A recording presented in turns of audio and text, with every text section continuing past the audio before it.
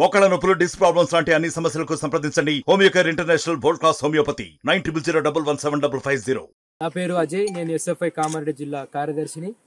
మన ప్రజావాణిలో వచ్చిన ఫిర్యాదు మేరకు ఎంక్వైరీ కమిటీగా వేశారు. ఆ ఎంక్వైరీ పొద్దున్న నుంచి ఇప్పటి వరకు జరిగింది. ఆయన చెప్పిన రిపోర్ట్ ఏంటంటే, మేము చేసిన ఏదైతే ఎలిగేషన్స్ వచ్చినాయో దాని మీదనే మేము ఎంక్వైరీ చేసినాము, మిగతా వాటిపైన ఎంక్వైరీ చేయలేదు.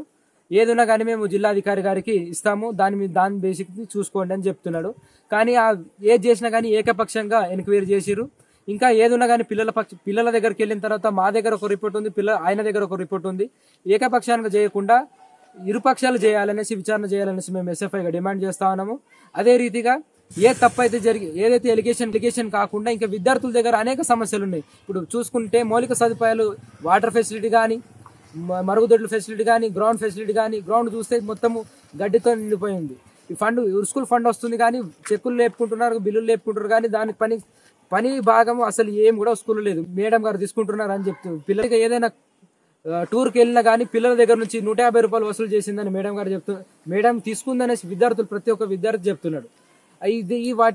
వీటన్నిటిని విద్యాధికారి గుర్తించి మేడంను వెంటనే సస్పెండ్ చేయాల్సిందిగా ఎస్ఎఫ్ఐగా డిమాండ్ చేస్తున్నాం. లేదంటే ముందందుల సోమవారం రోజు జలో ఎంఈఓ ఆఫీస్ ముట్టడి మేము పెడతాము.